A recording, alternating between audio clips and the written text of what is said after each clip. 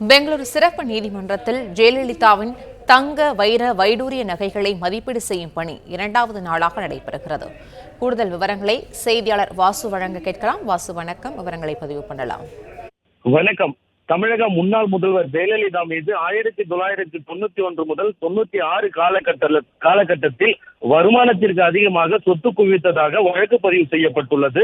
இந்த வழக்கின் விசாரணையில் தமிழக லஞ்ச ஒழிப்புத்துறை போலீசார் அவரது வீட்டில் சோதனை நடத்திய போது தங்கம், வைரம், வெள்ளி உள்ளிட்ட நகைகள், சேலைகள், காலணிகள், கைகடிகாரங்கள், வீட்டு உபயோகப் பொருட்கள், சொத்து ஆபரணங்கள் பறிமுதல் செய்யப்பட்டன.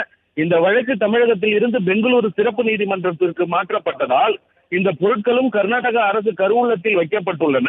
இந்த வழக்கை 2014ஆம் ஆண்டு ஜெயலலிதாவுக்கு 4 ஆண்டு சிறை தண்டனையும் 100 கோடி ரூபாயும் அபராதம் விதித்து நீதிபதி ஜான் மைக்கேல் டி குன்கார் தீர்ப்பளித்தார். இந்த வழக்கில் கைப்பற்றப்பட்ட பொருட்களை அரசு ஏலம் விட்டு வழக்கை நடத்தி கர்நாடகாவுக்கு உரிய தொகையை வழங்க வேண்டும் என்று தீர்ப்பளித்துள்ளார். அரசு வழக்கு நடத்திய தொகையை வழங்கவில்லை. எனவே ஜெயலலிதாவின் நகைகளை 2023ஆம் ஆண்டு ஏலம் விட வேண்டும் என்று பெங்களூருவை சேர்ந்த சமூக ஆர்வலர் நரசிம்மமூர்த்தி பெங்களூரு சிட்டி சிவில் கோர்ட்டில் வழக்கு தொடர்ந்தார். நீதிபதி எச் மோகன் இந்த வழக்கை விசாரித்தார்.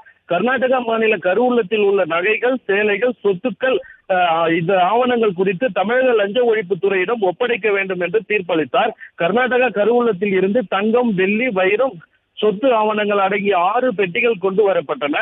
தமிழக அரசின் உள்துறை இணை செயலாளர் ஹனிமேரி, தமிழக லஞ்ச ஒழிப்புத்துறை அதிகாரி SP விமலா, மதிப்பீட்டு குழுவினர் ஆவணங்களை சரிபார்த்து மதிப்பிட்ட பின்னர் அனைத்து நகைகளையும் புகைப்படங்கள் மற்றும் வீடியோ மூலம் பதிவு செய்யப்பட்டுள்ளது.